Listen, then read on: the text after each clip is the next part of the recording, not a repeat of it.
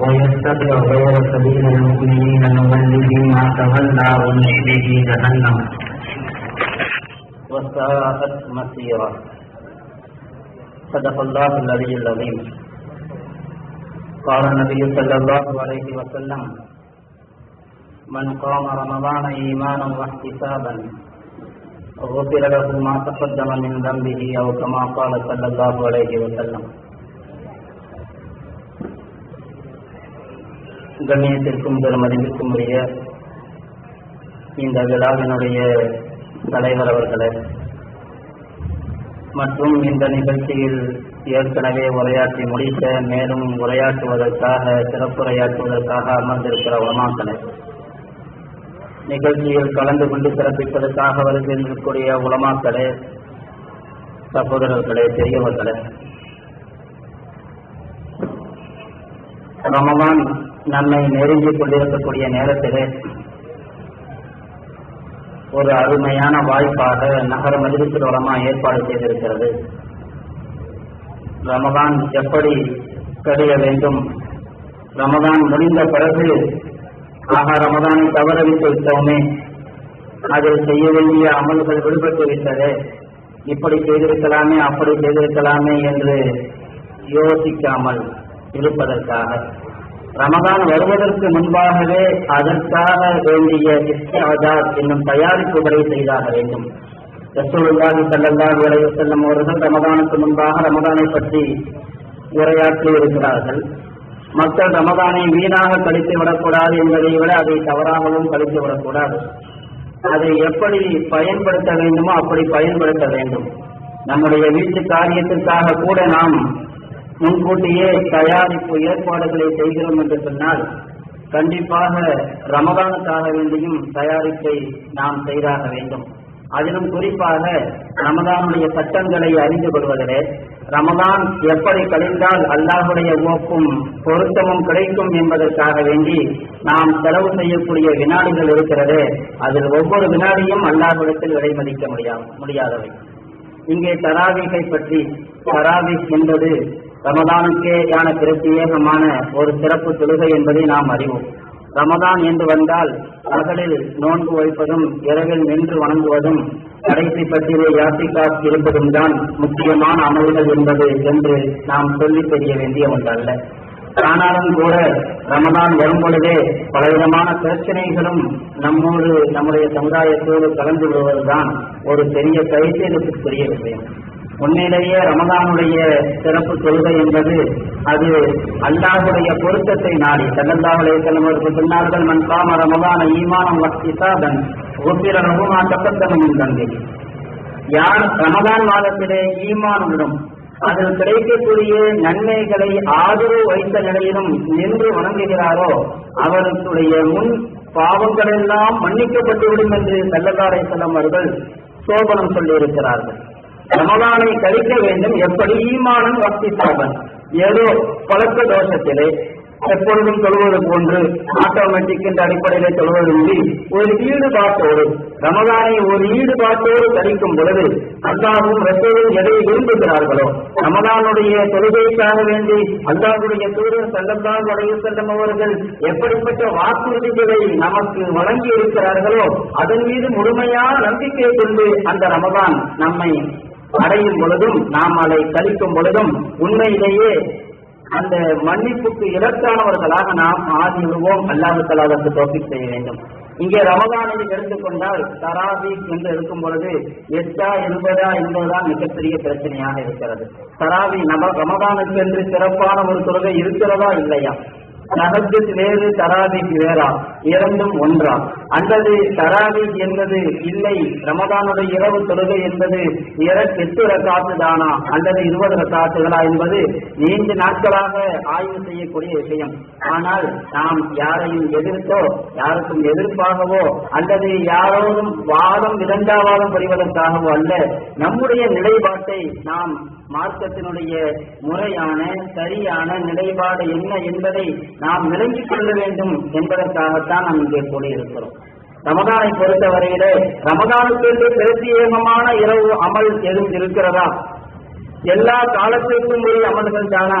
அதற்கு ஆயிஷா ரலியல்லாஹு தஆலா அன்ஹா அவர்களுடைய புகாரி முஸ்லிமுடைய இந்த ரிவாயத் இவ்வளவு பிரபலியமாகிவிட்டது, அதை தவிர ரமதானுடைய அமல்களை பற்றி வேறு எந்த ரிவாயத்துமோ சொல்லப்படவில்லையோ என்று நினைக்கும் அளவு நான் எதிர்க்கு ரமதான் ஸல்லல்லாஹு அலைஹி வஸல்லம் அவர்கள் ரமதானிலும் ரமதான் அல்லாத காலங்களிலும் 11 ரக்காத்துகளை விட அதிகப்படுத்தி தொழ மாட்டார்கள் என்ற ஒரு அறிவிப்பு மட்டுமே மக்களுக்கு மத்தியிலே சுற்றி சுற்றி வந்து கொண்டிருக்கிறது. ரமதானுக்கும் ரமதான் அல்லாத காலத்திற்கும் வணக்கத்திலே எந்த வேறுபாடும் இல்லை.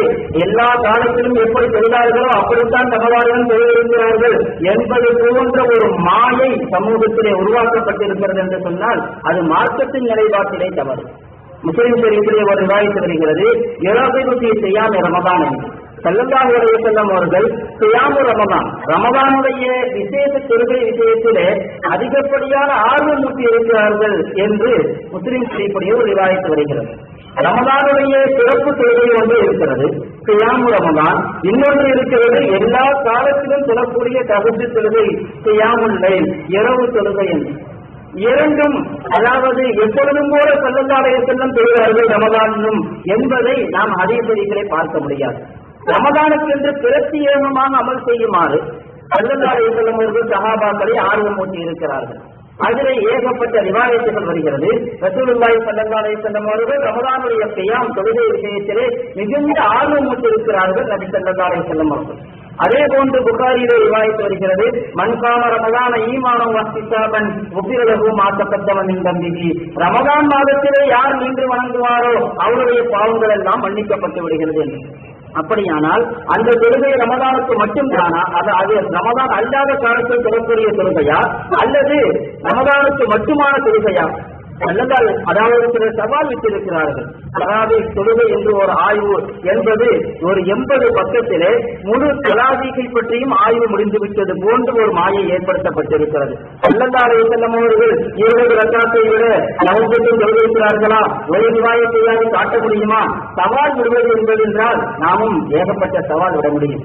சவால் விடுவது பிரச்சனை இல்லை. ரமதானில் ஸல்லல்லாஹு அலைஹி வஸல்லம் இபாதத்தின் நிலைப்பாட்டை பற்றி ஹஜ்ரத் ஆயிஷா ரலியல்லாஹு தஆலா அவர்கள் சொல்லுவார்கள், மாரஐது ரசூலுல்லாஹி ஸல்லல்லாஹு அலைஹி வஸல்லம் காம லைலத்தன் ஹத்தா ஸபா இல்லா ஃபீ ரமதான். ஒரு இரவு முழுக்க நின்று வணங்கியதை நான் பார்க்கவில்லை ரமதானிலே தவிர. ரமதானில் அப்படி தொழுதிருக்கிறார்களா இப்படி தொழுதிருக்கிறார்களா என்ற கேள்விக்கு இடமில்லை. இரவு முழுக்க ஸல்லல்லாஹு அலைஹி வஸல்லம் அவர்கள் நின்று வணங்கி இருக்கிறார்கள். அது தராவீஹ் என்று சொல்லுங்கள், தஹஜ்ஜுத் என்று சொல்லுங்கள். தராவீஹ் என்று எங்கேயாவது ஹதீஸிலே வந்திருக்கிறதா? ஸல்லல்லாஹு அலைஹி வஸல்லம் அவர்கள் தராவீஹ் என்று பெயர் வைத்திருக்கிறார்களா? நீங்கள் ஏன் தராவீஹ் என்று சொல்கிறீர்கள்? 1987 அவர்களும் தராவீஹ் என்றுதான் சொல்லிக் கொண்டிருந்தார்கள். ரசூலுல்லாஹி ஸல்லல்லாஹு அலைஹி வஸல்லம் அவர்கள் தராவீஹ் என்ற பெயரிலே 8 ரக்காத்தை தான் நிர்ணயித்திருக்கிறார்கள் என்று 1987 எழுதினார்கள். நாம் தான் சொன்னோம் ஸல்லல்லாஹு அலைஹி வஸல்லம் அவர்கள் தராவீஹ் என்று பெயர் வைக்கவில்லையே என்று சொன்ன பிறகு கியாமுல் லைல் இரவு தொழுகை என்று பெயரை மாற்றிக் கொண்டார்கள். இப்போது நம்மிடத்திலே கேள்வி கேட்கிறார்கள், தராவீஹ் என்று பெயர் இருக்கிறதா ஹதீஸிலே என்று. ஸல்லல்லாஹு அலைஹி வஸல்லம் அவர்கள் தராவீஹ் என்று பெயர் வைக்கவில்லை. இது சஹாபாக்கள் வாயிலாக வந்தது. தர்பீஹா என்ற வார்த்தை சஹாபாக்கள் தொழுகைக்கு தர்பீஹ் என்று சொன்னால் ஓய்வெடுக்குதல் என்று அர்த்தம். நீண்ட நேரம் நின்று தொழுகைக்கு 4 ரக்காத்துக்கு ஒரு ஓய்வெடுப்பார்கள். தர்பீஹ் என்ற வார்த்தை அதை வைத்துத்தான் தராவீஹ் என்ற பெயர் வைத்ததை தவிர தராவீஹ் என்ற வார்த்தையை ஸல்லல்லாஹு அலைஹி வஸல்லம் அவர்கள் சொன்னார்கள் என்று யாரும் சொல்லவில்லை. ஸல்லல்லாஹு அலைஹி வஸல்லம் அவர்கள் ரமதானிலே இரவு முழுக்க நின்று வணங்கி இருக்கிறார்கள். அத்தனை தொழுதார்களா, இத்தனை தொழுதார்களா, அப்படி தொழுதார்களா, இப்படி தொழுதார்களா என்றல்ல, ஒரு ரிவாயத்தை மட்டும் வைத்துக் கொண்டு ஏதாவது ஒரு ஹதீஸை மட்டும் வைத்துக் கொண்டு ஸல்லல்லாஹு அலைஹி வஸல்லம் தொழுகை இதுதான் என்று யாரும் இந்த முடிவுக்கும் வர முடியாது. ரசூலுல்லாஹி ஸல்லல்லாஹு அலைஹி வஸல்லம் அவர்களுடைய தொழுகையை பற்றி ரிவாயத்திலே தராவீஹினுடைய தொழுகையை பற்றி ஹதீஸிலே பார்க்கிறோம். இப்னு ஷிஹாப் ஸுஹ்ரி ரஹ்மத்துல்லாஹி அவர்கள் ரிவாயத் செய்கிறார்கள், நபி ஸல்லல்லாஹு அலைஹி வஸல்லம் அவர்கள் வாக்குறுதி கொடுத்தார்கள், பாவங்கள் மன்னிக்கப்பட்டுவிடும் ரமதானிலே நின்று வணங்கக்கூடியவர்கள். ஃபதவஃபி ரசூலுல்லாஹி ஸல்லல்லாஹு அலைஹி வஸல்லம் வல் அம்ரு அலா தாலிக. அதே நிலையில் ஸல்லல்லாஹு அலைஹி வஸல்லம் அவர்கள் 3 இரவு இஷாவுக்கு பின்பாக 3 இரவுகள் ஜமாத்தாக தொழுதார்கள். 3வது இரவு சபை வரையிலும் தொடர் வைத்தார்கள். அதே நிலையில் ஸல்லல்லாஹு அலைஹி வஸல்லம் அவர்கள் வஃபாத் ஆகிறார்கள். அதற்கு பிறகு அபூபக்கர் சித்திக் ரலியல்லாஹு அன்ஹு, அதற்கு பிறகு சதரம் மின் கிலாஃபத்தி உமர், அதற்கு உமர் ரலியல்லாஹு அன்ஹுடைய ஆட்சி காலத்தின் ஆரம்பத்தின் வரையிலும் அப்படியே தான் இருந்தது என்று இமாம் ஸுஹ்ரி ரஹ்மத்துல்லாஹி அவர்கள் சொல்வார்கள். தஹஜ்ஜுதும் தராவீகும் ஒன்று என்று சொன்னால் அப்படி பிரித்து சொல்ல வேண்டிய தேவை அவசியம் இல்லை. இப்னு ஷிஹாப் ஸுஹ்ரி மிகப்பெரிய முஹத்திஸ். அவர்கள் அந்த விஷயத்தை சொல்லும் பொழுது அப்படியே இருந்தது. ரசூலுல்லாஹி ஸல்லல்லாஹு அலைஹி வஸல்லம் காலத்திலும் அபூபக்கருடைய காலத்திலும் ஹஜ்ரத் உமர் ரலியல்லாஹு ஆட்சி காலத்தில் ஆரம்ப காலத்தில் எல்லா தொழுகையும் ஒன்றுதான் என்றிருந்தால் இப்படி இரண்டையும் பிரித்து பார்க்க வேண்டிய தேவை வந்திருக்காது. ஆனால் இங்கே பிரித்து சொல்கிறார்கள். ஆரம்பத்திலே 3 நாள் ஜமாத்தாக தொழ வைத்தார்கள். பிறகு அப்படியே விடப்பட்டு விட்டது. ஜமாத்தாக நடக்கவில்லை. அதே உமருடைய ஆட்சி காலத்தின் ஆரம்பம் வரையிலும் அப்படியே இருந்தது. இது இஷாவுக்கு பிறகு சொல்லக்கூடிய தராவீஹ் என்ற சிறப்பு தொழுகையை பற்றி நாம் ஹதீஸ் ஷரீஃபிலே பார்க்கிறோம். ஸல்லல்லாஹு அலைஹி வஸல்லம் என்ன சொன்னார்கள் தெரியுமா? கஷீத்து ஐயபுரல்லா அலைக்கும் முஸ்லிம் அஹ்மதுடைய ரிவாயத் வருகிறது. நான் ஜமாத்தாக சொல்வதை விட்டு விடுகிறேன். ஏனென்றால் நான் பயப்படுகிறேன் இந்த மாதத்தினுடைய சிறப்பு தொழுகை கடமையாக்கப்பட்டுவிடுமோ என்று நான் பயப்படுகிறேன் என்றார்கள் ஸல்லல்லாஹு அலைஹி வஸல்லம். ரமலானுக்கு காலம் முழுக்க இருக்கிறது. ரமலானில் மட்டுமல்ல எல்லா காலத்திலும் இருக்கிறது. ஆனால் ஸல்லல்லாஹு அலைஹி வஸல்லம் அவர்கள் பயந்தது கியாமு ஹாதா ஷஹர் என்ற வார்த்தையை முஸ்னத் அஹ்மதிலே பார்க்கிறோம். இந்த மாதத்தினுடைய சிறப்பு தொழுகை, இந்த மாதத்தினுடைய இன்று வழங்கக்கூடிய தொழுகை கடமையாக்கப்பட்டுவிடுமோ என்று நான் பயப்படுகிறேன். அதனால் நான் ஜமாத்தாக தொழ வைக்கவில்லை என்று ஸல்லல்லாஹு அலைஹி வஸல்லம் அவர்கள் சொல்கிறார்கள். இங்கேயும் நாம் வித்தியாசத்தை பார்க்கிறோம். மற்ற மாதத்தினுடைய தொழுகைக்கும் இந்த மாதத்தினுடைய தொழுகைக்கும் மத்தியிலே ஸல்லல்லாஹு அலைஹி வஸல்லம் அவர்கள் வித்தியாசமிட்டு காட்டுகிறார்கள். அதே போன்று அபூ தாவூத் ஷரீஃபில் இன்னொரு ரிவாயத் வருகிறது. ஒரு நாள் அன்னஹும் ஷக்கு ஃபீ ஹிலாலி ரமலான், ரமலான் மாதத்தினுடைய பிறை விஷயத்திலே சந்தேகம் வந்தது. பிறை தென்பட்டதா தென்படவில்லையா என்பதை பற்றி ஒரு சந்தேகம் வந்தது சஹாபாக்களுக்கு மத்தியிலே. எனவே அராது அல்லா யஸூமு வலா யஸூமு, சஹாபாக்கள் எல்லாம் நாடினார்கள் இன்று தொழுகை கிடையாது, நோன்பு கிடையாது. அபூ தாவூத் ரிவாயத் வருகிறது. இக்ரிமா அறிவிக்கிறார்கள். அதாவது பாராது அல்லா யஸூமு வலா யஸூமு, பிறை தென்பட்டதாக உறுதியான தகவல் இல்லை. எனவே இன்று தொழுகையும் கிடையாது, நோன்பும் கிடையாது. தொழுகையும் கிடையாது என்று சொன்னால், தஹஜ்ஜுத் என்று சொன்னால் தொழுகை வருடம் முழுக்க இருக்கிறது. வருடத்தினுடைய எல்லா நாட்களிலும் தஹஜ்ஜுத் இருக்கிறது. இங்கே பாராது அல்லா யஸூமு வலா யஸூமு, தொழவும் வேண்டாம், நோன்பு வைக்கவும் வேண்டாம் என்று நாடினார்கள் சஹாபாக்கள் என்று ரிவாயத்திலே வருகிறது. அது எந்த தொழுகையை பற்றி வருகிறது? பிறகு தகவல் வந்தது, பிறை கண்டுவிட்டது. ஸல்லல்லாஹு அலைஹி வஸல்லம் அவர்கள் பிலாலை அனுப்பி அறிவிக்க செய்தார்கள், தொழட்டும், நோன்பு வைக்கட்டும் என்று. இங்கேயும் வித்தியாசப்படுத்தி காட்டப்பட்டிருக்கிறது. ரமலானிலே பிறை காணப்படாததால் தராவீகை விட்டு விட்டார்கள், தொழாமல் இருக்க வேண்டும் என்று நினைத்தார்கள். வித்தியாசம் காட்டப்பட்டிருக்கிறது 2 தொழுகைக்கு மத்தியிலே. அப்படி இருக்கும் பொழுது 2 தொழுகைக்கு மத்தியிலே வித்தியாசம் இல்லை. எல்லா காலத்திலும் ஒரே தொழுகைதான், எல்லா காலத்திலும் ஒரே கியாமுல் லைல் தஹஜ்ஜுத் தான் என்று சொன்னால் அதை எப்படி ஏற்றுக்கொள்ள முடியும்? ரசூலுல்லாஹி ஸல்லல்லாஹு அலைஹி வஸல்லம் காலம் முதற்கொண்டு இன்று வரை யாரும் அப்படி சொல்லவில்லையே. இன்றுதான் திடீரென சொல்கிறார்கள் ஸல்லல்லாஹு அலைஹி வஸல்லம் அவர்கள் ரமலானிலும் ரமலான் அல்லாத காலத்திலும் செய்த இபாதத் என்று வித்தியாசமே கிடையாது. சஹாபாக்களுடைய நடைமுறையிலையும் பார்க்கிறோம். அதில் அனஸ் ரலியல்லாஹு தஆலா அன்ஹு அவர்களை பற்றி வருகிறது. கியாமுல் லைல் என்ற கிதாபிலே அல்லாமா மிர்வஸி ரஹ்மத்துல்லாஹி அவர்கள் இந்த ரிவாயத்தை கொண்டு வருவார்கள். அதாவது அதில் அனஸ் ரலியல்லாஹு அவர்கள் எப்படி அன்னஹு லா யரா பஅஸன் தஅத்தீல் செய்வதை கொண்டு அதில் அனஸ் ரலியல்லாஹு அவர்கள் குறையாக கருத மாட்டார்கள். தஅத்தீல் என்று சொன்னால் இரவிலே நின்று தொழுதுவிட்டு எல்லோரும் வீட்டுக்கு போய் விடுவார்கள். மீண்டும் அவர்கள் தஹஜ்ஜுத் நேரத்திற்கு பள்ளிவாசலுக்கு வருவார்கள். தாக்கீப் என்று சொன்னால் இரவு நேரத்திலே இஷாவுக்கு பிறகு தராவீஹ் என்ற தொழுகை அவர்கள் தொழுது முடித்துவிட்டு வீட்டுக்கு சென்று விடுவார்கள். தொழுது முடித்த பிறகு தூங்கிய பிறகு காலையிலே சகல் நேரத்திலே மீண்டும் தஹஜ்ஜுத் நேரத்திலே இருந்து பள்ளிவாசலுக்கு வருவார்கள். அந்த நடைமுறை இருந்தது சஹாபாக்களுடைய காலத்திலே. அதற்கு அனஸ் ரலியல்லாஹு சொல்கிறார்கள், அதை பற்றி எந்த குற்றமாகவும் அவர்கள் கருதவில்லை. அப்படியானால் இரவிலே நின்று தொழுதும் இருக்கிறார்கள், பிறகு தஹஜ்ஜுத்தையும் நின்று தொழுகிறார்கள். அதனால நம்மளும் கூட தராவீஹ் நேரில் தொழுகிறோம். ரமலானுடைய கடைசி பத்துல தான் கியாமுல் லைல் பள்ளிவாசல்கள் நடக்குது ஜமாத்தாக. மற்ற காலத்துல தஹஜ்ஜுத் இல்லை அப்படின்னு நினைச்சிடக்கூடாது. தராவீஹ் இரவிலே இஷாவுக்கு பிறகு தொழுகை நடக்கிறது. அதற்கு பிறகு ரமலானிலே முக்கியமாக நாம் கவனத்தில் வைக்க வேண்டும்.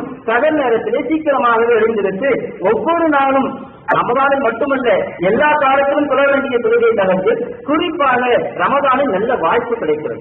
சகல் சாப்பிடுவதற்காக எழுந்திருக்கவே செய்கிறோம். கொஞ்சம் சீக்கிரமாக எழுந்திருந்து நாம் தகவல் தொழுகையை அக்கறையாக இருந்தால் அதிலும் மிக சிறந்த நிறைந்த சவாலை நாம் பெற்றுக்கொள்ள முடியும். இங்கு அதில் கணக்கிறது இல்லாதவர்களும் 2க்கும் மத்தியிலே வித்தியாசம் காட்டுகிறார்கள். இரவுக்கு பிறகு இஷாவுக்கு பிறகு தொழுகையும் இருக்கிறது, பிறகு தஹஜ்ஜுத் தொழுகையும் இருக்கிறது. இப்படி பல ரிவாயத்துகளை நாம் சொல்லலாம்.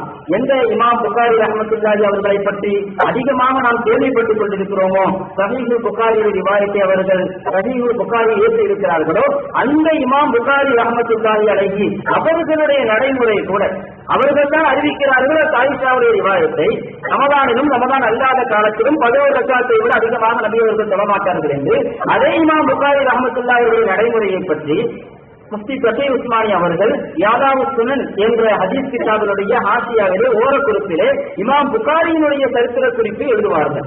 அவர்கள் இஷாவுக்கு பிறகு தங்களுடைய மாணவர்களுக்கு தராவீஹ் செலவழிப்பார்கள். எழுதிவிட்டு பிறகு தாங்கள் தனியாக கதர் நேரத்திலே இருந்து தஹஜ்ஜுத் சொல்வார்கள் என்று வருகிறது.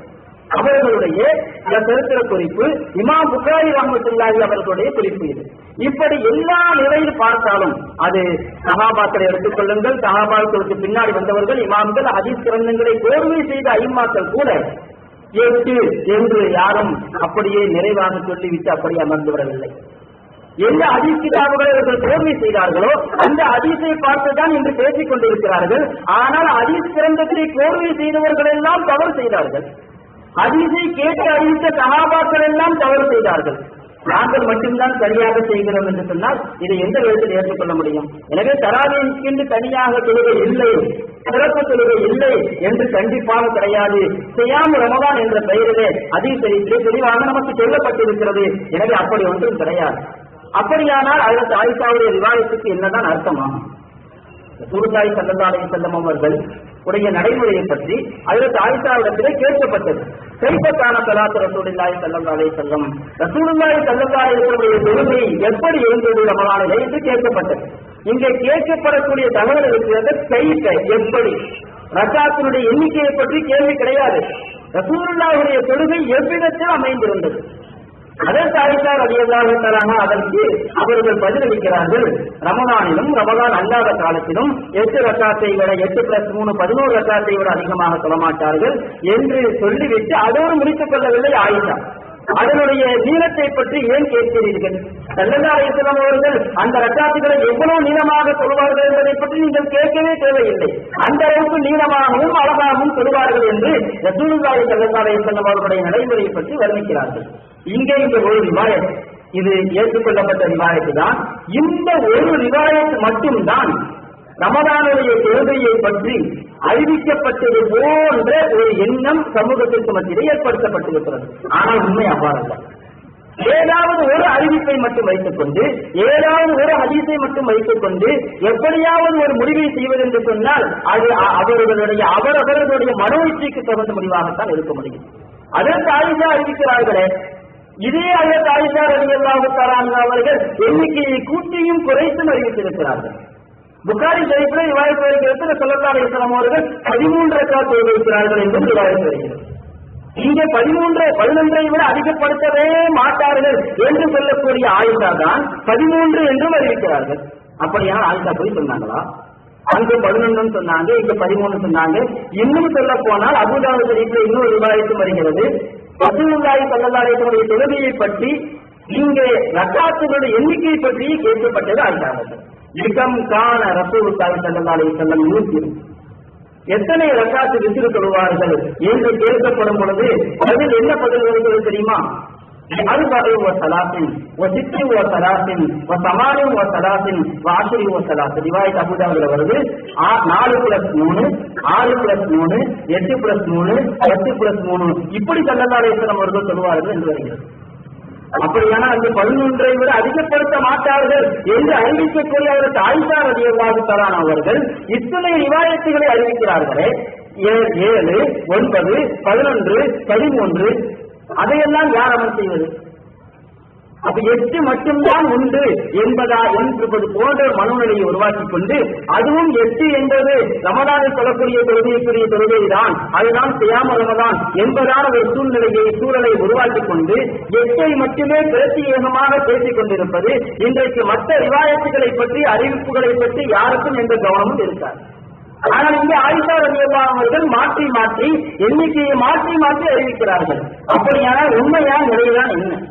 அதற்கு ஆயிஷா ஒரு இடத்துல அப்படியும் இப்படியும் சொல்வதற்கு காரணம் என்ன? ஸல்லல்லாஹு அலைஹி வஸல்லம் நிலை மாறி மாறி இருந்தது என்றுதான் அர்த்தம். ஒரே நிலையில் இருக்கவில்லை. 8+3 தான் எல்லா நிலைகளிலும் இல்லை. இன்னும் சொல்ல போனால் அந்த ரிவாயத்துகள் எல்லாமே ரமதான் ரமதானிலும் ரமதான் அல்லாத காலத்திலும் என்று சொல்கிறார்கள். ரமதான் மட்டுமல்ல, ரமதான் அல்லாத காலத்திலும் ஸல்லல்லாஹு அலைஹி வஸல்லம் நிலை அப்படித்தான். அப்படியானால் எல்லா காலத்திலும் சொல்லக்கூடிய தொழுகையை பற்றிய பேசியாங்க. எல்லா காலத்திலும் சொல்லக்கூடிய தொழுகையை பற்றி அது தஹஜ்ஜுத். ரமதானிலேயும் தஹஜ்ஜுத் தொழுதிருக்கிறார்கள், மற்ற காலங்களிலும் தஹஜ்ஜுத் தொழுதிருக்கிறார்கள், இஷாவுக்கு பின்பாகவும் ஆரம்பித்து தொழுதிருக்கிறார்கள், நடுநிசையிலும் எழுந்திருத்து தொழுதிருக்கிறார்கள், கடைசியிலும் எழுந்திருத்து தொழுதிருக்கிறார்கள். ஸல்லல்லாஹு அலைஹி வஸல்லம் அவருடைய வருடம் முழுக்க பல நிறைபாடுகள் இருந்தது. அந்த ரிவாயத்துகளை எல்லாம் எடுத்துக்கொண்டு ரமதானில் சொல்லக்கூடிய இரவு தொழுகையும் அவ்வளவுதான். அதுவும் குறிப்பாக 8 தான். 8ஐ மட்டும் முடும்புப்படியாக பிடித்துக் கொள்வதற்கு என்ன காரணம்? ஸல்லல்லாஹு அலைஹி வஸல்லம் 3 நாள் தான் பள்ளிவாசல்ல சொல்றாங்க. அப்படியே அமல் செய்வதாக இருந்தா 3 நாள் தான் சொல்லணும். ரசூலுல்லாஹ் விட்டுட்டு போயிட்டாங்க, வீட்டுல சொல்லுங்கன்னு சொல்லிட்டு போயிட்டாங்க. இன்னைக்கு ரொம்ப நல்லது என்னன்னு அவங்க சொல்றது, 3 நாள் மட்டும் சொல்றது இல்ல, மொத்தத்திலேயே வீட்டுல சொல்லுவதுதான் நல்லது. அதற்காக வேண்டி பள்ளிவாசலிலே அதற்காக கூட்டத்தை கூட்டிக் கொண்டு 8 என்ற பேரில் பிரச்சனைகள் வைத்துக் கொண்டு முந்தைய 2 பத்துகளிலே இஸ்லாவுக்கு பிறகும் முந்தைய பத்திலே கடைசி இரவிலும் மாற்றி மாற்றி சொல்வது ஸல்லல்லாஹு அலைஹி வஸல்லம் அவர்களுடைய நடைமுறை எப்படி இருந்தது? ஆனால் அப்படி ஒரு மாயை தோற்றுவிக்கப்படுகிறது, 8 தான் சரி என்பது போன்று. அதே சரி, இன்னும் சொல்ல போனால் ஒரு ரிவாயத்திலே ஒமா ஸல்லா இல்லா அர்பான் என்றும் கூட வருகிறது. ஒமா ஸல்லா இல்லா அர்பான் இமாம் மிர்வதியுடைய கியாமுல் லைல் என்ற கிதாபிலே இதுவும் பல ஆதாரங்களின் அடிப்படையில் ஊர்ஜிதப்படுத்தப்பட்ட தகவல் தான். ஒமா ஸல்லா இல்லா அர்பான் 4 ரக்காத்தை தவிர அதிகமாக தொழவில்லை என்றும் வருகிறது. நபி ஸல்லல்லாஹு அலைஹி வஸல்லம் அவர்கள் ரமதானிலே இஷாவுக்கு பிறகு தொழ வைத்தார்களே, 4 ரக்காத்தை விட அதிகப்படுத்தவில்லை என்றும் ரிவாயத்து வருகிறது.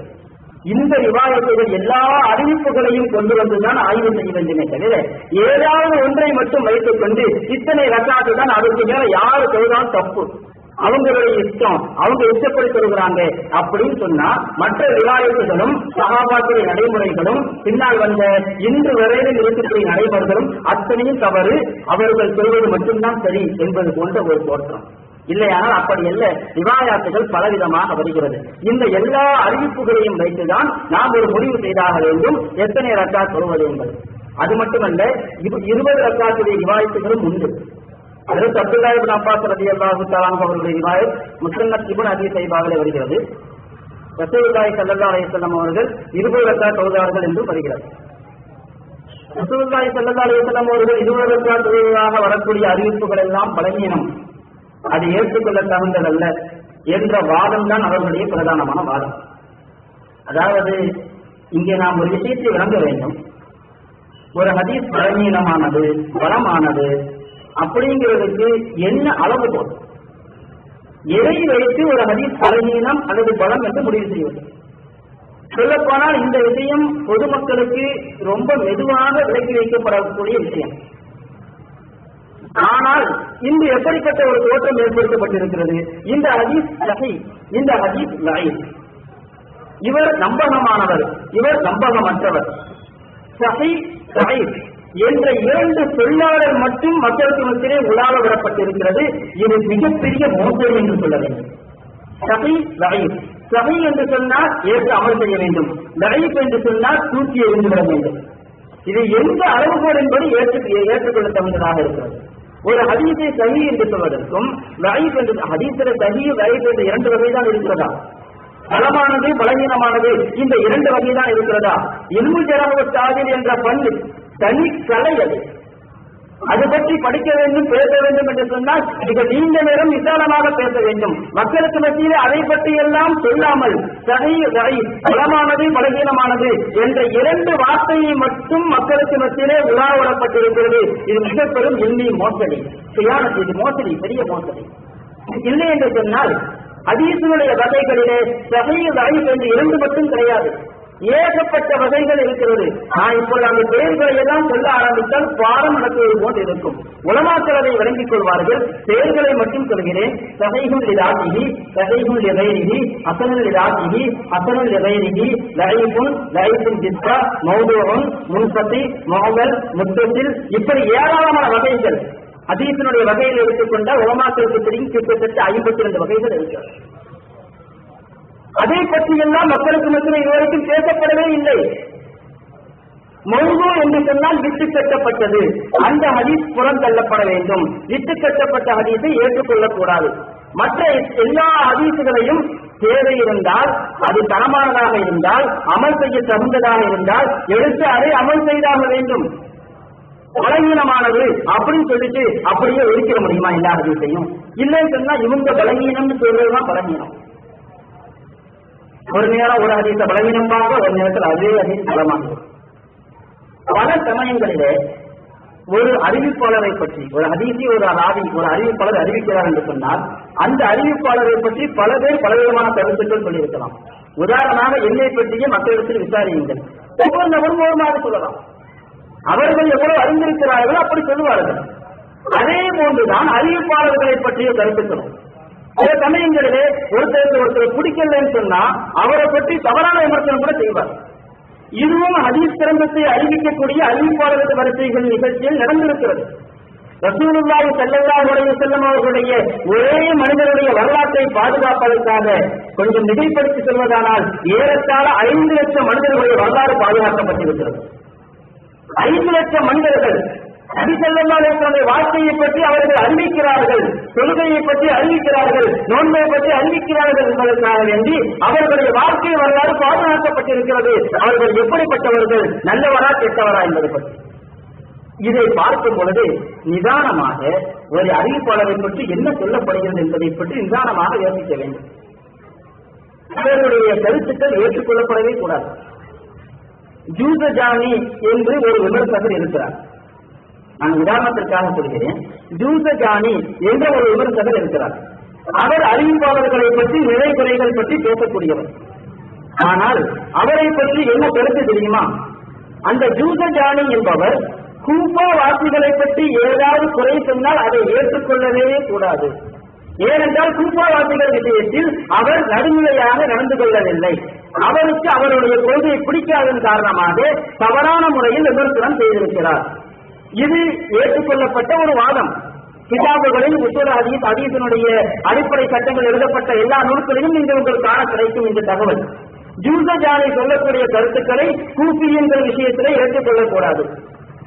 ஆனால் இவர்களுடைய பல பத்திரிகைகளிலே பார்க்க முடியும், பல இடங்களில் இவர்கள் எழுதியிருக்கிறார்கள். அந்த ஜூசஜானியுடைய கருத்துக்கு பெரிய முக்கியத்துவம் கொடுத்து எழுதியிருப்பார்கள்.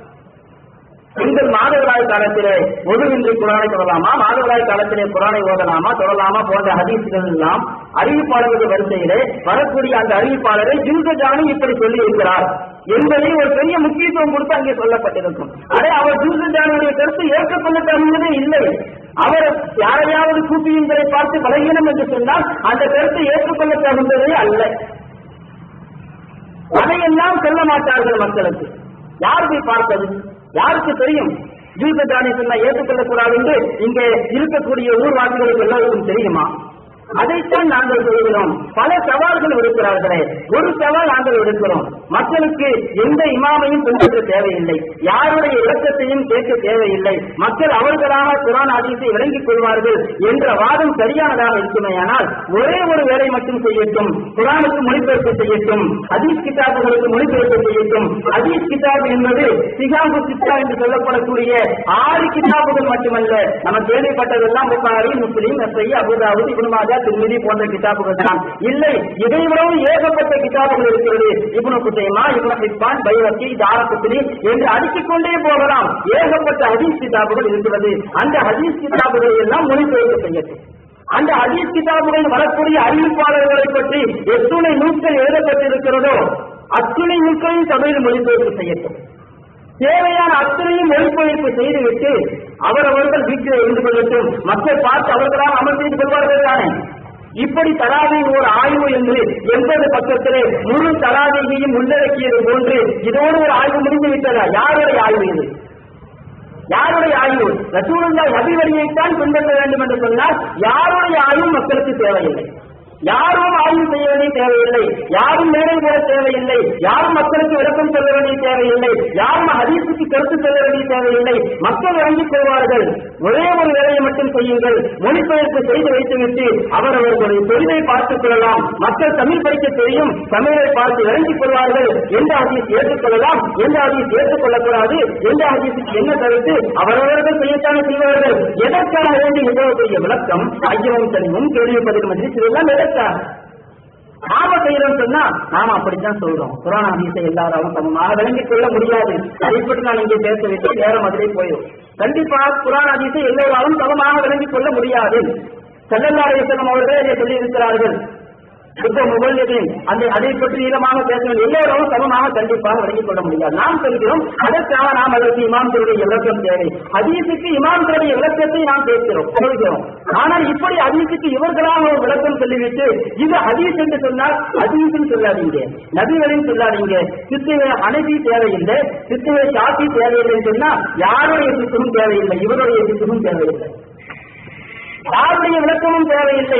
நபியினுடைய வழிமுறை விளக்கம் மட்டும் மக்களுக்கு போதும். ஒரே வேலை மொழிபெயர்ப்பு செய்துவிட்டு ஒழுங்கிக் கொண்டால் மக்கள் எப்படி அமல் செய்கிறார்கள் என்று பார்க்கலாம்.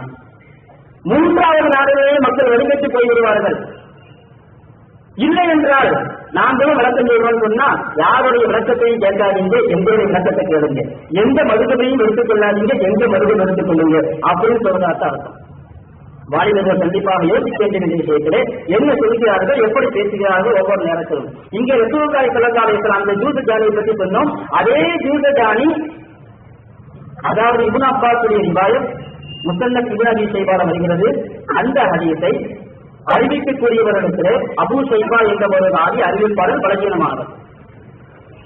அந்த பலகீனமான ராவியை ஜூத ஜானி என்பவரும் குறை சொல்லியிருக்கிறார். அபூ ஷைபா கூஃபாவை சார்ந்தவர். அந்த அவருடைய விமர்சனத்தை கண்டிப்பாக ஏற்றுக்கொள்ள முடியாது.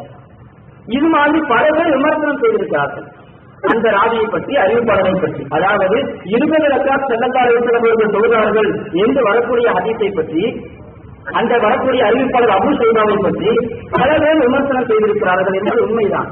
ஆனால் இந்த புக்கில அவர் செய்த அவருடைய விமர்சனங்களை எல்லாம் எழுதப்பட்டிருக்கிறது. எல்லா விமர்சனங்களையும் எழுதிவிட்டு கடைசியாக இவரை பற்றி ஒரு அறிஞர் கூட நல்ல அபிப்பிராயம் கொள்ளவில்லை. ஒரு அறிஞர் கூட நல்ல அபிப்பிராயம் சொல்லவில்லை. ஒரு பக்கத்துக்கு ஏறத்தாழ அரபிய வாசகம் சொல்லிட்டு அதனுடைய முழு அரபி வாசகத்துக்கு தமிழ் தர்ஜுமா மொழிபெயர்ப்பு எழுதப்படல. பாதி வரைக்கும் தான் இங்க இருக்குது. பின்னாடி உள்ள பாதிக்கு மொழிபெயர்ப்பு காண இல்லை. அதுக்கு பிறகு அவருடைய சொந்த கருத்து, இவரை பற்றி ஒரு அறிஞர் கூட நல்ல அபிப்பிராயம் சொல்லவில்லை. இது அவங்களுடைய சொந்த கருத்து. இந்த சொந்த கருத்து இங்க இருக்கு. யாருடைய சொந்த கருத்து மக்களுக்கு தேவையில்லை அப்படின்னு சொன்னா ஒரு அறிஞர் கூட நல்ல அபிப்பிராயம் சொல்லவில்லைன்னு சொல்லியிருக்கிறார். ஆனா அவர் எழுதின அரபி இபாரத்திலேயே, அரபி வாசகத்திலேயே இங்க இருக்குது. அவர் மொழிபெயர்ப்பு செய்யப்படாமல் விடப்பட்ட பகுதியில் இருக்குது. عن يحيى بن معين قال يزيد بن هارون ما قضى على الناس رجلا يعني في زمانه عادل في قضاء منه وكان يزيد على كتابته ايام كان قاضيا. يزيد بن هارون சொல்லக்கூடிய ஒரு தகவல். அவர்கள் யார்? அபூ ஷைபா நீதிபதியாக இருந்தார்கள். மிக மிக நீளமான முறையிலே நீதிமன்றத்திலே அவர்கள் தலைமையாற்றினார்கள். அந்த காலத்திலேயே அவர்களை போன்று நீதவான் யாரும் கிடையாது என்ற ஒரு தகவலும் இங்க இருக்குது. அது மட்டும் இல்ல, அதுக்கு ஹாஃபிஸ் இப்னு அதி ரஹ்மஹுல்லாஹ் அவங்க ஜாமிஅத்துல் லோபாயில் இருந்தால் அப்படின்னு ஒரு கிதாப் எழுதியிருக்கிறாங்க. அறிவிப்பாளர் வரிசைகளை பற்றி, அறிவிப்பாளர்களை பற்றி நீண்ட தொகுப்பு ஏறத்தாழ 9 பாகங்கள் கொண்டது. ஏராளமான அறிவிப்பாளர்களை கொண்டு வந்து அவர்களை பற்றி விமர்சனங்களை எல்லாம் கொண்டு வந்திருக்கிறார்கள். அந்த ஹாஃபிஸ் இப்னு அதி அவர்களை பற்றியும் வகால இப்னு அதி லஹு அஹாதீஸு சாலிஹத்துன் ஒவ்வொரு கைரும் இப்ராஹீம் இப்னு அபி ஹய்யா. இந்த அபூ ஷைபாவுக்கு அஹாதீஸு சாலிஹத்துன் நிறைய ஹதீஸுகள், நல்ல ஹதீஸுகள் எல்லாம் இருக்கிறது. அதே மாதிரி அவர் இப்ராஹீம் இப்னு அபி ஹய்யாவை விட சிறந்தவர் என்ற வாசகமும் இங்க இருக்குது அரபி வாசகத்துல. ஆனா அதுக்கெல்லாம் இங்க மொழிபெயர்ப்பு செய்யல. ஆதி வரைக்கும் செஞ்சு விட்டுட்டு அதுக்கு பிறகு இவரை பற்றி ஒரு அறிஞர் கூட நல்ல அபிப்பிராயம் கொள்ளவில்லை. இந்த 2 பேரும் சொன்ன அபிப்பிராயம் நல்ல அபிப்பிராயமா கெட்ட அபிப்பிராயமா? இது மோசம் இல்லையா? இப்ப இதை படிக்கிறவங்க, இந்த அரபி வாசகத்தை படிக்கிறவங்க, நான் சொல்றேன் நீங்க அரபி முதல்ல படிங்க. யார் இந்த புக்கின் மீது நம்பிக்கை வைத்திருக்கிறார்களோ அவர்களுடைய ஆய்வுடன் சரி என்று நினைக்கிறார்களோ, உண்மையிலேயே நீங்க நபி வேலையை தெரிய வேண்டும் என்று சொன்னால் நீங்களாக அரபி படிக்க. அரபி பாஷையை படிங்க, அரபி பாஷையை படிச்சு தேவையான எல்லா கலைகளையும் படிங்க, படிச்சுட்டு இந்த கிதாபுகளை எல்லாம் எடுத்து பாருங்க, அர்த்தத்தை எல்லாம் நீங்களே செய்யுங்க, யாருடைய அர்த்தத்தையும் நம்பாதீங்க. இமாம்களுடைய கருத்து தேவையில்லை என்று சொன்னால் இமாம்களுக்கு பின்னால் வரக்கூடிய யாருடைய கருத்தும் தேவையில்லை. சத்தியமாக நீங்களான அரபி படிங்க, நீங்களான ஆய்வு செய்யுங்கள், அப்ப தெரியும் யார் யார் என்னென்ன மோசடி செஞ்சிருக்கிறாங்க. இல்லைன்னு சொன்னா ஒரு புக்கை படிச்சு பார்த்துட்டு இன்னைக்கு இந்த புக்கு மதியானமே வந்துச்சு, அதுக்கு போய் இன்னொருத்தர் இன்னொரு புக்கு கொண்டு வந்தார், இதுல உள்ளதுக்கெல்லாம் பதில் சொல்லுங்க. அதுக்கு முந்தைய பூரா புக்கையும் படிச்சாச்சு, வரும் 80 பக்கம். 80 பக்கத்துல பூரா தராவிய விஷயம் வந்துருச்சா? ரமதானுடைய தொழுகை பக்கத்துல பூரா விஷயம் வந்துட முடியுமா? அல்லாம தாரி ஹுசைன் கயாதி உருதுல ஒரு கிட்டாப் எழுதியிருக்கிறாங்க. அப்சர தனித்தை இந்த ரக்காத்தி தராவி வந்து ஏறத்தாழ 470 பக்கத்துல தராவியை பற்றி மட்டும் 20 ரக்காத்துகள் தான் சரியானது என்பதை பற்றி. இந்த இப்னு அப்பாஸுடைய ரிவாயத் அபூ ஷைபா வருகிறார்களே, இந்த ரிவாயத் அறிவிப்பாளர் வரிசைப்படி ஒரு எடுப்பின்படி பலகீனமாக இருந்தாலும் கூட அதை ஏற்றுக்கொண்டு அமல் செய்ய தகுந்ததுதான் என்பதை நிலைநாட்டுவதற்காக ஏறத்தாழ 140 பக்கங்கள் எழுதியிருக்கிறார். நம்ம உலகத்துக்கு சாதாரணமாக வச்சுட்டு போகல சமுதாயத்தை. யார் வேணாலும் என்ன வேணாலும் சொல்லுவாங்க, கேட்டுக்கொள்ளலாம் சொல்லி எந்த ஆய்வு செய்யப்படலை இது வரைக்கும் அதை சும்மா சும்மா அவங்களா செஞ்சு கொண்டிருக்கிறாங்க. இந்த ஒரு ஹதீஸை பற்றி மட்டும் ஏறத்தாழ 140 பக்கங்களுக்கு எழுதியிருக்கிறார்கள். தாரி ஹுசைன் கயாதி சவால் வைத்திருக்கிறார். இந்த ரிவாயத்து பலகீனமானதுதான். அறிவிப்பாளர் வரிசையின்படி அபூ ஷைபாவை பற்றி பல பேர் பலவிதமாக கருத்து சொல்லியிருக்கிறார்கள். ஒரு ஹதீஸ் பலவீனமானது என்று சொன்னால் அது பலவீனம் என்பதற்காக மட்டும் முடிவு செய்வதற்கு அறிவிப்பாளர் வரிசை மட்டும் அளவுகோல் அல்ல. இது உசூல் ஹதீஸ், ஹதீஸினுடைய உசூல் சட்டப்படி ஏற்றுக்கொள்ளப்பட்ட ஒரு விஷயம். இவங்க ஏற்றுக்கொள்ளாட்டி அதுக்கு நம்ம ஒன்றும் செய்ய முடியாது. ஒரு ஹதீஸை ஏற்றுக்கொள்ளலன்னு சொன்னா, ஒரு ஹதீஸ் பலகீனமாக இருக்குதுன்னு சொன்னா அதுக்கு பிறகு சஹாபாக்களுடைய அமல் எப்படி இருக்குதுங்கிறதையும் பார்க்கணும். சஹாபாக்கள் எப்படி அமல் செஞ்சுட்டு வந்தாங்க, தராவீஹ் விஷயத்தில் எப்படி நடந்து கொண்டார்கள் அப்படிங்கிறது நம்ம கவனிக்கணும். ரசூலுல்லாஹி காலத்திற்கு பிறகு உமருடைய ஆட்சி காலத்துல எப்படி இருந்துச்சு தொழுது இருக்கிறார்கள்.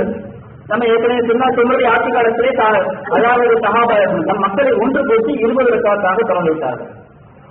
அவர்கள் அதுக்கு உமர் அவர்கள் 11 ரக்காத்தும் தொலை சொல்லியிருக்கிறாங்களே அப்படிங்கிற ரிவாயத்தையும் சொல்லியிருக்கிறாங்க. கண்டிப்பாக உண்டு. அந்த 11 ரக்காத்தை பற்றி அவங்க எழுதின விமர்சனம் என்ன தெரியுமா? அதாவது உமருடைய ஆட்சி காலத்துல 11 ரக்காத் தான் தொலை சொன்னாங்க அப்படிங்கிற ஹதீஸை பற்றி, அப்படிங்கிற அந்த சஹாபாக்களுடைய அந்த அமலை பற்றி, செயல்பாட்டை பற்றி 1987 நாங்கள் தக்க ஆதாரத்துடன் நிரூபித்திருக்கிறோம் சொன்னாங்க. எந்த ஹதீஸை பற்றி, எந்த செயல்பாட்டை பற்றி சஹாபாக்கள் அதற்கு உமர் அவர்கள் 11 ரக்காத் தான் தொலை சொன்னாங்க. ஆனா அதே ரிவாயத்தை, அதே அறிவிப்பை 1995 முன்கர் இது நிராகரிக்கப்பட்டதுன்னு சொல்லிட்டாங்க. ஏற்கனவே தக்க ஆதாரத்தில் நிரூபிக்கப்பட்ட ஒரு அறிவிப்பு 1995 அது முன்கர் அல்ஜன்னத்தில பத்திரிகையில எழுதினாங்க. முன்கர் இது நிராகரிக்கப்பட்டது. இந்த புக்கில் எழுதியிருக்கிறாங்க, இது ஆதாரப்பூர்வமானவராங்க. அதுக்கு பிறகு இது 2011 ஒரு ஹதீஸை பற்றி மாறி மாறி கருத்து சொல்வது என்று சொன்னால் இது பலவீனமானதா பலமானதா என்னைக்கு முடிவு செய்கிறது. சரி போகட்டும், அதற்கு உமர் அவர்கள் 11 ரக்காத்தை சொல்லி எழுதியிருக்கிறார்கள் என்று வரக்கூடிய ஹதீஸில் அது ஏற்றுக்கொள்ளப்பட்டதா, ஏற்றுக்கொள்ள தகுந்தது இல்லையா, அதே பல விமர்சனங்கள் இருக்கலாம். ஆனால் 20 ரக்காத் தொழும்பாடி ஏறி இருக்கிறார்கள் என்று சஹீஹான ஹதீஸில் வந்திருக்கிறது. முஸன்னஃப் அப்துல் ரஸாக்கில் ரிவாயத் வருகிறது. ஜமா உமர் ரலியல்லாஹு தஆலா அன்ஹு மக்களை ஒன்று சேர்த்தார்கள். அதா 11 ரக்காத் முஸன்னஃப் அப்துல் ரஸாக்கில் ரிவாயத் வருகிறது. முஸன்னஃப் அப்துல் ரஸாக் ஹதீஸ் கிதாபுடைய ஒரு பெயர். நம்ம கேட்ட புகாரி முஸ்லிம் மட்டும் தான் கேட்டு தலித்து போயிருப்போம். ஹதீஸ் கிதாப் ஏகப்பட்ட கிதாப் இருக்குது. இந்த ரிவாயத்து பல விதங்களிலே சரி காணப்பட்டிருக்கிறது. இது ஏற்று அமல் செய்ய தகுந்ததுதான்.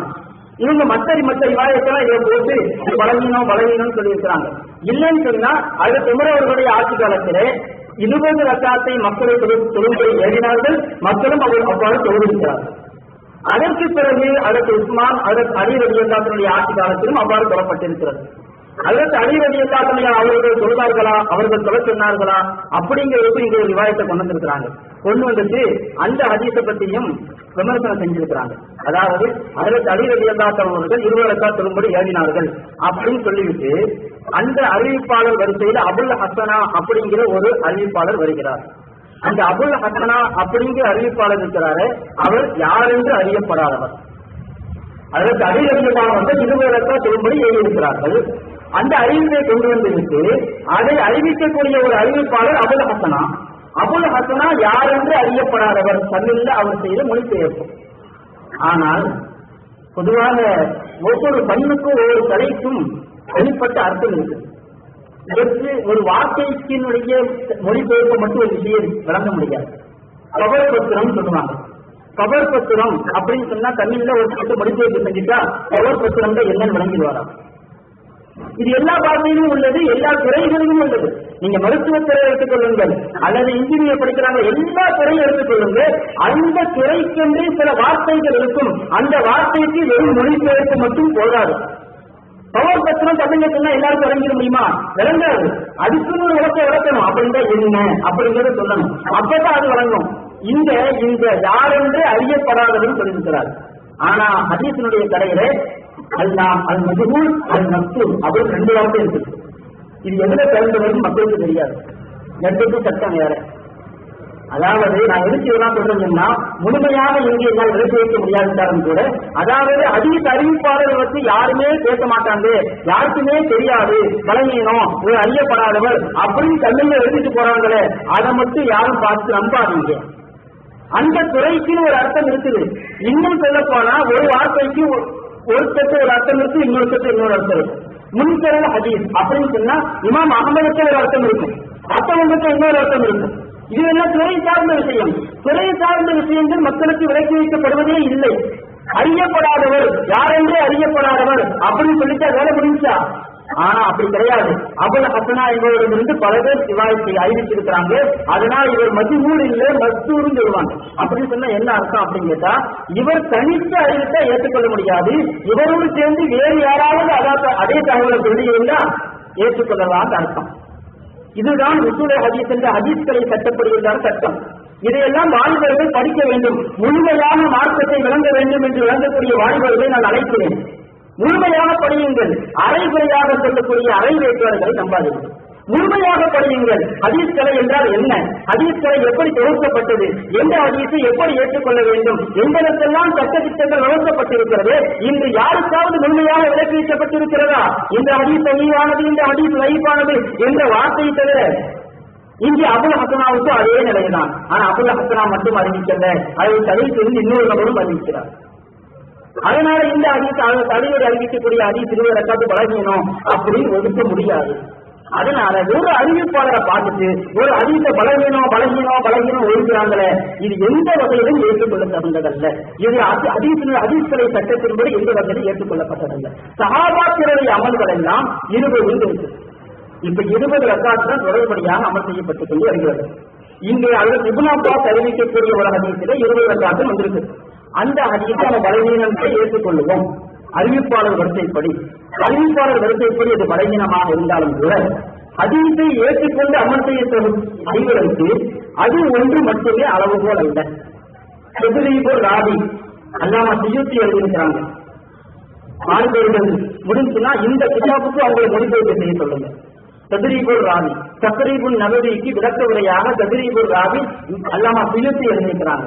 ஹதீஸ்களை சட்டங்களை பற்றி தொகுத்திருக்கிறார்கள். எந்த சமயத்தில் எந்த ஹதீஸ் பலவீனமாகும் பலமாகும் என்பதை பற்றி எல்லாம் தொகுத்திருக்கிறார்கள். அதில் ஒரு சட்டம் என்ன தெரியுமா? ஒரு ஹதீஸ் அறிவிப்பாளர் வரிசைப்படி பலவீனமாக இருந்தால் கூட உம்மத்தில் தொன்று தொட்டு சஹாபாக்கள் எல்லோரும் ஏற்று அமல் செய்யக்கூடியதாக இருந்தால் அந்த ஹதீஸ் பலமாகிவிடும். இதுவும் ஹதீஸ்களை சட்டத்தின்படி உள்ள ஒரு சட்டம் தான். அதிரிபுராவிலே இந்த சட்டமும் இருக்கும். இதற்கு அவர்கள் பல உதாரணங்களை சொல்லியிருப்பார்கள்.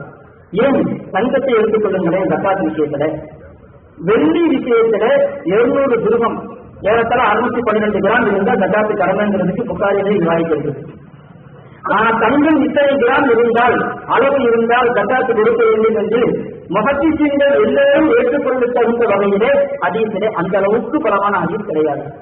எனவேதான் இமாம் ஷாஃபி ரஹ்மத்துல்லாஹி சொல்லுவார்கள், தங்கம் விஷயத்திலே மக்கள் வெள்ளியை போன்று எடுத்துக்கொண்டார்கள் அல்லது மக்கள் எப்படி அமல் செய்கிறார்களோ அதை அப்படியே ஷாஃபி ரஹ்மத்துல்லாஹி எடுத்துக் கொள்கிறார்கள். 85 கிராம் 87 கிராம் என்ற அளவுதான் மக்களின் நடைமுறை கொண்டு தொட்டு என்று வருகிறது. வரக்கூடிய அறிவிப்பாளர் வரிசைப்படி ஏற்றுக்கொள்ள தகுந்ததாக இல்லை என்று சொன்னாலும் கூட அந்த சட்டம் இன்று வரையிலும் மக்களிடத்தில் அமர்ந்திருக்கிறது. அவர்களும் ஏற்றுக்கொள்கிறார்கள். அவர்களும் அதைத்தான் சொல்லிக் கொண்டிருக்கிறார்கள். எனவே ஒரு ஹதீஸை பலமானது, ஏற்றுக்கொள்ள தகுந்தது என்று முடிவு செய்வதற்கு அறிவிப்பாளர்களுக்கு மட்டுமல்ல, உம்மத்தினர்கள் சஹாபாக்கள் அத்தனை பேரும் ஒன்றுபட்டு ஏற்றுக்கொண்டிருக்கிறார்கள் என்று சொன்னால், அதன்படி அமல் இருக்கிறது என்று சொன்னால், அந்த பலகீனமான ஹதீஸ் கண்டிப்பாக பலமாகிவிடும். ஏனென்றால் எப்படி நாம் நபி வழியை பின்பற்ற வேண்டும் என்று ஆர்வமாக இருக்கிறோமோ, இதைவிட பல கோடி மடங்கு சஹாபாக்கள் ஆர்வமாக இருந்திருப்பார்கள். தங்களுடைய உயிரையே தீனுக்காக, இஸ்லாத்திற்காக அர்ப்பணம் செய்தவர்கள், நபி ஸல்லல்லாஹு அலைஹி வஸல்லம் அவர்களை காப்பதற்காக அர்ப்பணம் செய்தவர்கள், நபியினுடைய உயிரை விட தங்களை தாழ்வாக கருதியவர்கள். அப்படிப்பட்டவர்கள் ரசூலுல்லாஹி ஸல்லல்லாஹு அலைஹி வஸல்லம் அவங்க 8 ரக்காத் சொல்றாங்க, அவங்க தோத்துட்டு போகட்டும், நம்ம 20 ரக்காத் சொல்லுவோம் அப்படின்னு முடிவு செய்வாங்களாம்.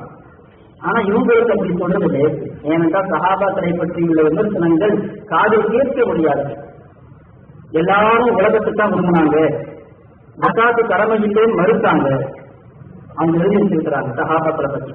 சஹாபாக்கள் தங்களுடைய உயிர் எல்லாவற்றையும் தீனுக்காக காசு பணத்தை எல்லாம் செலவழித்த அந்த சஹாபாக்களை பற்றி இவங்க ஜகாத்து கடமையே மறுத்துட்டாங்க. எப்ப ரசூலுல்லாஹ் வஃபாத் ஆனாங்க, ஜகாத்து கொடுக்க மாட்டேன்னு சொல்லிட்டாங்க சஹாபாக்கள்.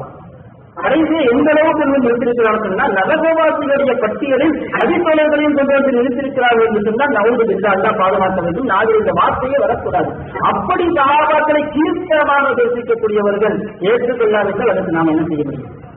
சஹாபாக்களின் நிலைப்பாடு என்ன? அவர்கள் எல்லோரும் ஒன்றுபட்டு ஒரு முடிவு செய்யும் பொழுது மறுக்கிறோம் என்று சொன்னால் அதை எப்படி ஏற்றுக்கொள்ள முடியும்? இதுவும் ஹதீஸ்களை சட்டத்தில் உள்ளதுதான். எனவே இந்த 20 ரக்காத் தொழுதார்கள் ஸல்லல்லாஹு அலைஹி வஸல்லம் அவர்கள் என்ற அந்த அறிவிப்பு பின்னால் வந்த சஹாபாக்களுடைய நடைமுறைகளின் மூலமாக ஊர்ஜிதப்படுத்தப்படுகிறது. இதுதான் மக்கள் மூலமாக ஏற்றுக்கொண்டு அமல் செய்யப்படுகிறது.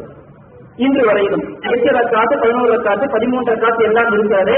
அதெல்லாம் ஹதீஸ்ல இருக்கிறது. ஆனால் உமருடைய ஆட்சி காலத்திலிருந்து ரசூலுல்லாஹினுடைய முன்மாதிரியை வைத்துதான் அவங்க செயல்பட்டிருக்கிறார்கள். அதற்கு ஆயிஷா ரலியல்லாஹு அறிவிக்கிறாங்க, ரசூலுல்லாஹ் 11 ரக்காத்தோடு அதிகமா சொல்ல மாட்டாங்க, ரமதான் அல்லாத காலத்திலையும். அதே ஆயிஷாவுடைய காலத்தில் தான் அதற்கு உமர் ரலியல்லாஹு 20 ரக்காத்து வைக்கிறார்கள், சொல்கிறார்கள். இப்ப அதற்கு ஆயிஷா மறுப்பு சொல்லிக்க மாட்டாங்களா? பல விஷயங்களில் மறுப்பு தெரிவித்திருக்கிறார்கள். அதற்கு ஆயிஷா ரலியல்லாஹு அன்ஹா அவர்கள் நபி வழிக்கு மாற்றமாக நடந்த பல விஷயங்களை மறுப்பு தெரிந்து மாற்றியிருக்கிறார்கள். ஆனால் இங்கே மறுப்பு தெரிவிக்கவில்லை. எந்த சஹாபியும் மறுப்பு தெரிவிக்கவில்லை. ரசூலுல்லாஹ் எப்படிதான் சொல்றாங்க, நீங்க என்ன 20 சொல்றீங்க? எந்த சஹாபியும் மாற்று தெரிவிக்கவில்லை. எல்லோரும் ஏற்றுக்கொண்டார்கள். எல்லா நடைமுறை ஒன்று பெற்று வரக்கூடிய அமல்.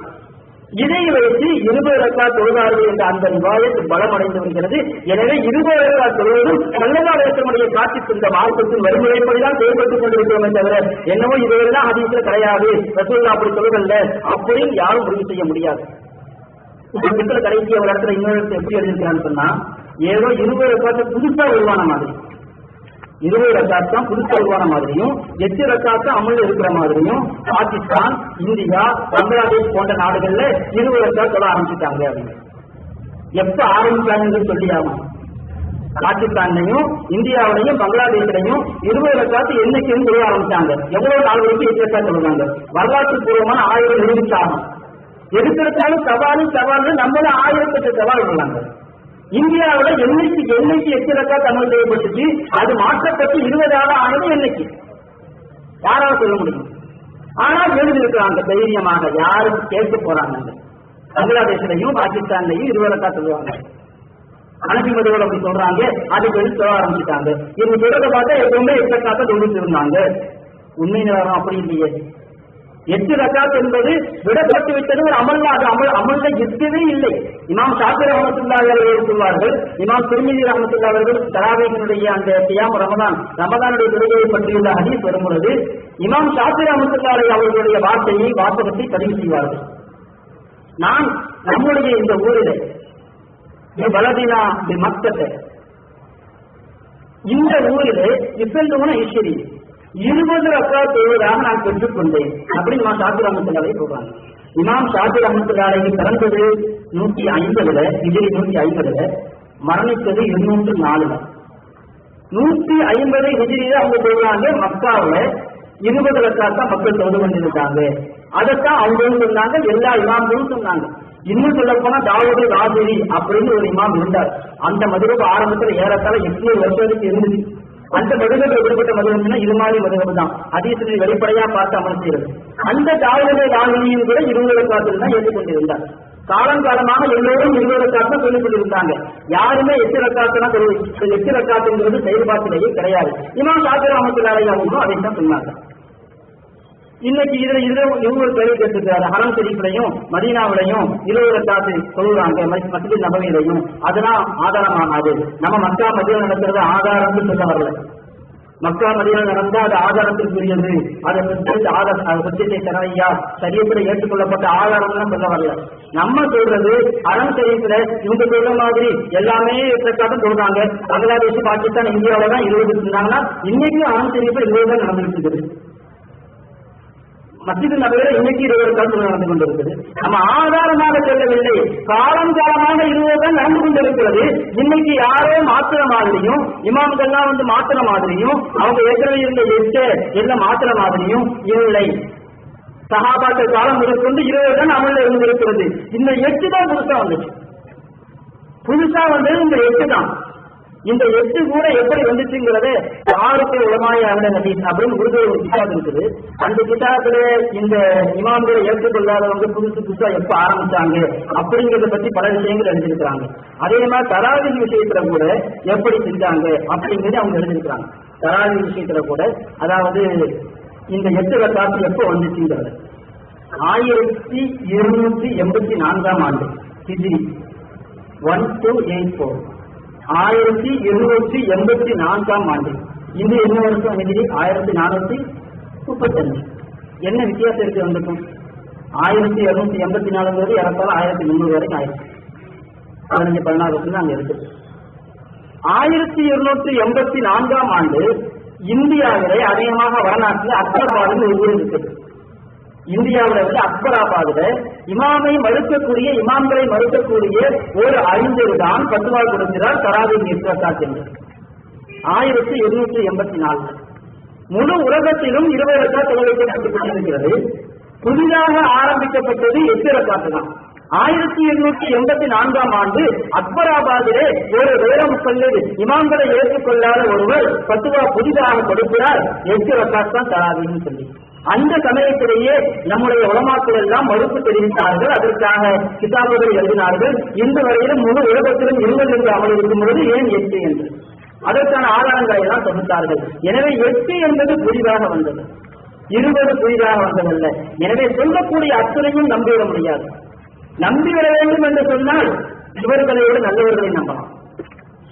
இவர்களை விட முன்னோர்கள் நல்லவர்கள். கைரு குரூன் பொற்காலம் என்று வர்ணிக்கப்பட்ட காலம் ஹஜ்ரத் இமாம் ஷாஃபிஈ காலம், ஹஜ்ரத் இமாம் அபூ ஹனீஃபா காலம். கைரு குரூனி பர்னி சும்மல்லதீன யலூனஹும் சும்மல்லதீன யலூனஹும் ஸல்லல்லாஹு அலைஹி வஸல்லம் அவர்கள் சொன்னார்கள், ஆகச் சிறந்த பொற்காலம் என்னுடைய காலம், அதற்கு பிறகு அடுத்த நூற்றாண்டு, அடுத்த நூற்றாண்டு. ஸல்லல்லாஹு அலைஹி வஸல்லம் அவர்கள் சொல்லி சென்றிருக்கிறார்கள். நம்ப வேண்டும் என்று சொன்னால் இல்லை, நாங்கள் நபிகளைத்தான் பின்பற்றுவோம் என்று சொன்னால் ஒவ்வொருவரும் தனித்தனியாக நம்ப விளங்க முயற்சியுங்கள். யாருடைய விளக்கத்தையும் கேட்காதீர்கள். எங்கே நபி வழி சொல்லிக் கொண்டு தம் வழியைத்தான் சொல்லிக் கொண்டிருப்பார்கள். ஹதீஸுக்கு இவங்க செய்யற மொழிபெயர்ப்பை நீங்க நம்பணும். அரபி வாசகத்துக்கு இவங்க செய்யற மொழிபெயர்ப்பை நம்பணும். அது சரியா தவறா உங்களால் திருத்தறிய முடியுமா? அவங்க சொல்றது நம்புறீங்கன்னு சொன்னா அப்ப நீங்க அவங்களை தப்பீது செய்வீங்கன்னு அர்த்தம். நாங்க தப்பீது செய்ய மாட்டோம்னு சொன்னா அவங்க சரியத்தை விளங்க முற்படணும், அவங்க அறிவு படிக்கணும். நீங்க திருட்டு பண்றதுக்காகவே உங்களுக்கு ஒரு ஆள் இப்படி செய்யலாம். தாராளமா இதை செய்து பார்த்தால் அவர்கள் எத்தனை சில்லுமுள்ளுகள் மோசடிகள் செய்திருக்கிறார்கள் என்பது விளங்கும். எனவே 20 ரக்காத் என்பது ஒன்றுக்கு இருக்கக்கூடிய ஒரு அமல். எனவே ரமலானிலே ரக்காத்துகள் எண்ணிக்கையை பற்றி இவ்வளவு விடாவரியாக தேவையில்லாமல் விமர்சனங்களை செய்து கொண்டு அதற்கு ஒரு சண்டையும் பிரச்சனையும் ஏற்படுத்திக் கொண்டு ரமலானே அது எப்படி அமல்படுத்தப்பட வேண்டும் அப்படி அமல்படுத்தப்படாமல் போய்விடுகிறது. ரமலான் நம்மை எதிர்நோக்கி வருகிறது என்று சொன்னால் அதிலே நாம் அதற்குரிய நிறைவான அமல்களை செய்வதற்கு முற்பட வேண்டும். தராவீஹ் தொழுகை, காலையில் தவிர்த்து தொழுகை, இரவு முழுக்க ஸல்லல்லாஹு அலைஹி வஸல்லம் அவர்கள் நின்று வணங்கி இருக்கிறார்கள். 20 ரக்காத் தொழுகிறோம், அதோடு முடித்துக் கொள்ளாமல் காலையில் எழுந்து நீண்ட நேரம் நின்று தொழ முடியும். ஹதீஸ் ஷரீஃபிலே வருகிறது, எஜிதஹிது ஃபீ ரமதான் மாலா எஜிதஹிது ஃபீ கைரிஹி. ரசூலுல்லாஹி ஸல்லல்லாஹு அலைஹி வஸல்லம் அவர்கள் ரமலானுடைய காலத்திலே மற்ற காலங்களை விட அதிகமாக இபாதத் செய்வார்கள். ஷோபுல் ஈமான் என்ற பையனுக்கு இன்னொரு வாய்ப்பு வருகிறது. இதா தப்பல ரமதான் ரசூலுல்லாஹி ஸல்லல்லாஹு அலைஹி வஸல்லம் அவர்கள் ரமதான் மாதம் நுழைந்து விட்டால் சக்கர் நிறுத்தம். இன்னொரு வாயத்திலே கடைசி 10 நாள் கைலியை லுங்கியை வலிந்து கட்டிக் கொண்டு இபாதத் செய்வார்கள் என்று வருகிறது. அறியக்கூடிய ஒரு ரிவாயத்தில் ரமதான் நுழைந்து விட்டாலே அவர்கள் நிறைவாக இபாதத்தில் இறங்கி விடுவார்கள் என்று வருகிறது. அப்படி இபாதத்திற்குரிய மாதம், நிறைவாக இபாதத் செய்யக்கூடிய ஒரு மாதம். இங்கவே தேவையில்லாமல் வீண் சர்ச்சையில் ஈடுபட வேண்டிய தேவையில்லை. 20, 8 என்பது வீண் சர்ச்சை, தொண்டர்களுக்கு அமலில் இருந்து வரக்கூடிய ஒரு விஷயம். எனவே இன்னொரு விஷயத்தை எப்பொழுதும் மனதில் வையுங்கள். ஒரு ஹதீஸை லஹீஸ் ஸஹீஹ் என்று யாராவது சொல்கிறார்கள் என்று சொன்னால் கண்டிப்பாக அப்படியே ஏற்றுக்கொள்ளாதீர்கள். அதிலே பல சில்லுமுள்ளுகள் இருக்கும். ஒரு ஹதீஸை லஹீஸ் என்று சொல்வதற்கும் ஸஹீஹ் என்று சொல்வதற்கும் பல விதிமுறைகள் உண்டு. எந்த விதிமுறைகளிலும் உங்களிடத்தில் சொல்ல மாட்டார்கள். அது ஒரு தனி கலை, இல்மு ஜரஹ் வ தஅதீல் என்று சொல்வார்கள். அது தனி கலை. தனிக்கலையை தனியாக வருடங்கள் கொடுத்து படிக்க வேண்டும். அப்பொழுதுதான் அதை முழுமையாக நிறைவாக விளங்கிக் கொள்ள முடியும். சும்மா 4 மொழிபெயர்ப்பு பார்த்து விளங்கிக் கொள்ள முடியாது. எனவே யாரும் அவர்கள் யாராவது எதையாவது சொல்கிறார்கள் என்று ஏமாந்து விட வேண்டாம். அங்கே தலைமைத்துவத்தில் இருப்பவர்கள் அப்படி இருக்கட்டும். ஆனால் நாம் நம்முடைய வாழ்வர்களை, நம்முடைய சகோதரர்களை நாம் கூப்பிடுகிறோம், அழைக்கிறோம். சத்தியத்தை, உண்மையை விளங்குங்கள், நேர்மையான பாதையை தேர்ந்தெடுங்கள். யாருக்கு அதாவது ஒரு கொள்கையை எடுத்துட்டோம், இனிமே விட்டா நமக்கு என்ன ஆகும் அப்படின்னு நினைக்க வேண்டிய தேவையில்லை. உண்மையான கொள்கை என்ன அப்படிங்கிறத விளங்குவதற்கு முயற்சிப்போம். அல்லாஹ் ஜல்லஷானஹு வ தஆலா இந்த மார்க்கத்தை மக்கள் அமல் செய்ய விடாம தடுக்கிற மாட்டோம். கியாமத்து வரையிலும் அமல் செய்யப்படும். கியாமத்து வரையிலும் இந்த மார்க்கம் அமல் செய்யப்படும். இன்று வரையிலும் 20 ரக்காத்துகள் அமல் செய்யப்பட்டுக் கொண்டிருக்கிறது. 8 அமல் செய்யப்படவில்லை. அப்படியானால் அல்லாஹ் தஆலா இந்த மார்க்கத்தை அமல் செய்ய விடாமல் தடுத்து விட்டானா? இன்னா நஹனு நஸல்னா இருக்கிற வைன்னாலஹு லஹாஃபிதூன். அல்லாஹ் குர்ஆனில் பகிரங்கமாக சவால் விடுக்கிறான். நாம் தான் இந்த வேதத்தை இறக்கி வைக்கிறோம், நாமே பாதுகாப்போம். அல்லாஹ் பாதுகாத்துக் கொண்டிருக்கிறான் வேதத்தை, குர்ஆனை பாதுகாக்கிறான் என்று சொன்னால் குர்ஆனுடைய வாசகத்தை மட்டுமல்ல, குர்ஆனுடைய வார்த்தைகளையும் பாதுகாக்கிறான், குர்ஆனுடைய கருத்துக்களையும் பாதுகாக்கிறான், ஹதீஸ்களையும் பாதுகாக்கிறான், ஹதீஸினுடைய விளக்கத்தையும் பாதுகாக்கிறான். கியாமத் வரையிலும் முழு ஷரியத்தையும் அல்லாஹ் பாதுகாக்கிறான். ஏதோ கொஞ்ச காலமாக அமலுக்கு வந்தது 20 அமல்கள், அப்படி 20 ரக்காத்தா இல்ல 8 ரக்காத்தா அப்படின்னு சொன்னா 20 ரக்காத் துவப்பட்டு வந்த காலமெல்லாம் அல்லாஹ் தஆலா ஷரியத்தை பாதுகாக்காம வச்சுட்டான் போயிருமா? கண்டிப்பாக சத்தியமாக அப்படி அல்ல. ஷரியத்தை விளங்க முற்படுங்கள். அல்லாஹ் தஆலா தௌஃபீக் செய்தல்வானாக. இந்த ரமதானுடைய மாதத்தை நிறைவான முறையிலே அல்லாஹ்வுடைய பொருத்தத்தை பெற்றவர்களாக, அல்லாஹ் ரசூலும் எப்படி விரும்புகிறார்களோ, ரமதானை அவர்கள் எப்படி ஈடுபாட்டோடு கழித்தார்களோ, ரமதானை எப்படி கவனத்துடன் கழித்தார்களோ, இரவு முழுக்க 2 வழங்கினார்களோ, அப்படிப்பட்ட அமல்களிலே செயல்பாட்டிலே தலைத்து விடுவதற்கும் அல்லாஹ்வுடைய பொருத்தத்தை பெற்றுக் கொள்வதற்கும் அல்லாஹ் தௌஃபீக் செய்தல்வானாக. வாஹிரு தஅவானா அல்ஹம்துலில்லாஹி ரப்பில் ஆலமீன். அஸ்ஸலாமு அலைக்கும் வரஹ்மத்துல்லாஹி தஆலா வ பரகாத்துஹு.